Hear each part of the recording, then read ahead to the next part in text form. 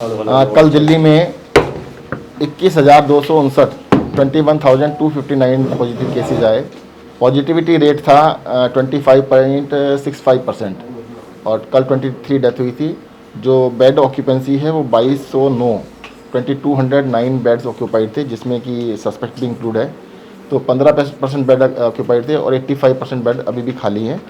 तो 12,400 बेड हमारे अभी खाली थे और 2200 ऑक्यूपाइड थे। पिछले 3-4 दिन से जो हॉस्पिटल एडमिशन्स हैं उसमें नंबर्स सेम आ रहा है, मतलब बढ़ नहीं रहा है। तो ये थोड़ी अच्छी बात है कि जो नंबर्स अब स्टैग्नेंट हो गए हैं, तो लगता है कि कुछ जल्दी ही शायद गिरावट आएगी। सर, दिल्ली में जिस तरीके से कोरोना के केसेस आ रहे हैं और जिस तरीके से मौतें हो रही हैं, इनको आप कैसे देखते हैं? देखिए, दिल्ली में जो केसेज हैं वो 20,000 से ज़्यादा लगातार कई दिनों से आ रहे हैं। बट जो पॉजिटिविटी भी है और केसेज जो पॉजिटिविटी रेट है वो लगता है कि लगभग 25% के आसपास आके रुक गया। वरना तो क्या था, पहले 5%, फिर 10%, फिर 15%, फिर 20%, फिर 25%, पर 25 के आसपास आके फिर 25 के आसपास ही चल रहा है। तो ये थोड़ा अच्छा संकेत मैं कहूँगा। दूसरा ये भी है कि हॉस्पिटल्स के अंदर जो एडमिशन्स हैं ना, पहले इतनी तेज़ी से बढ़ रहे थे, मतलब डेली के एडमिशन जो आज हैं उससे कल उससे ज़्यादा थे, परसों से ज़्यादा थे, तो डेली बढ़ रहे थे।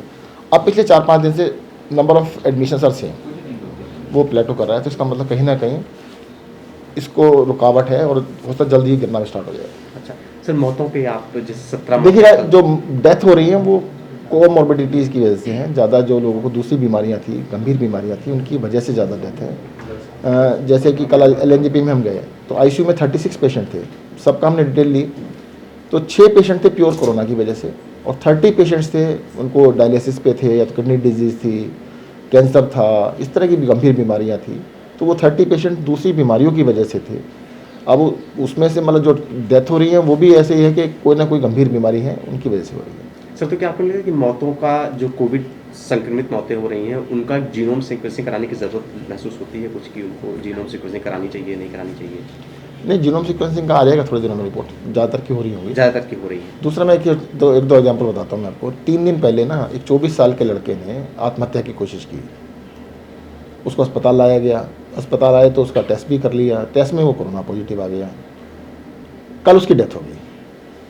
तो नाम तो कोरोना की आया, पर उसको सुसाइड अटेम्प्ट था, उसका सुसाइड की वजह से माना जाना चाहिए वैसे तो। ऐसी एक रोड एक्सीडेंट में हेड इंजरी थी, हेड इंजरी की वजह से अस्पताल में एडमिट, अभी सीरियस है, बहुत सीरियस है, उसको कोरोना भी निकल आया। तो अब इस तरह के केसेस बहुत सारे आ रहे हैं कि जो लोग किसी और बीमारी का इलाज करा रहे हैं, किसी और का करा रहे हैं, तो कोरोना भी साथ में आ रहा है। सर, एक और जैसे आपने बताया कि अस्पतालों में हालात अभी बहुत ही बेहतर हैं, जबकि केसेस लगातार बढ़ रहे हैं, वो एक अलग कारण है जो आपने बताया। पर सर, जैसे अभी गोवा में एक एक्सपर्ट कमेटी की रिपोर्ट है, उन्होंने कहा है कि जो आउटब्रेक कर्व्स हैं वो केसेस यानी पॉजिटिविटी रेट के आधार पर न तय होकर अस्पतालों की ऑक्यूपेंसी के आधार पर तय होना चाहिए कि कितने बेड्स खाली हैं, क्या हालत है। दिल्ली में भी ऐसा हाँ, कुछ? ये बिल्कुल सही कहा, जिसने भी कहा है बहुत ही बिल्कुल सही बात बताई है। दिल्ली में कल 2209 बेड ऑक्यूपाइड थे और 12,400 खाली थे, यानी 2,000 ऑक्यूपाइड, 12,000 खाली।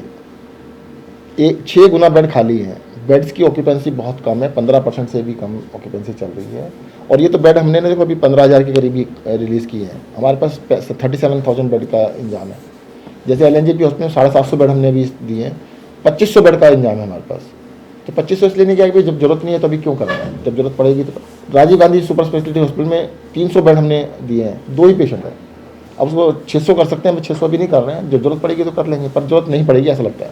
तो दिल्ली में ऐसे कर्व की ज़रूरत आपको महसूस होती है? मतलब आप सरकार में हैं, आप पहल कर सकते हैं। नहीं, कर्व तो अपने आप ही हो ना, कि जितने कर्व तो पब्लिक के लिए लगाए जाते हैं वो लगा दिए दिल्ली में। जितने कर्व लगा सकते थे लगा चुके हैं हम लोग। हॉस्पिटल एडमिशन्स पिछली बारी के मुकाबले में बहुत ही कम है, far and less, very less है। और वैसे भी देखो, एक और चीज़ बताऊँ जो पॉजिटिव साइन ये आ रहा है कि पहले डेली जो एडमिशन थे बढ़ रहे थे। अस्पताल के एडमिशन जैसे आज 10 हैं तो कल 15 हैं, फिर 20 हैं, 25 हैं, ऐसे डेली बढ़ रहे थे। अब जाके पिछले 4-5 दिन से बेड एडमिशन है वो प्लेटो कर गए हैं, सेम एडमिशन हो रहे हैं पिछले 4-5 दिन से। तो अब ऐसा लगता है कि अगर बढ़ने बंद हो गए हैं तो धीरे धीरे गिरने स्टार्ट होंगे। तो दिल्ली को और सख्ती भी नहीं देखनी पड़ेगी। देखो, अगर ये डाउन जाता है तो बिल्कुल, और लग रहा है कि जल्दी डाउन जाएगा, लग रहा है सर। सर, ICMR की एक नई गाइडलाइन भी आई है, उसको लेकर आप क्या सोचते हैं? ICMR ने जो नई गाइडलाइंस दी है उसमें कहा है कि भाई जो पॉजिटिव पेशेंट है उनका टेस्ट जरूर होना चाहिए, जल्द से जल्द होना चाहिए। और जो एसिम्टोमेटिक है, जो सिम्टोमेटिक उनका जल्द से जल्द होना चाहिए और सबका होना चाहिए। एसिम्टोमेटिक का टेस्ट कराने की आवश्यकता नहीं है।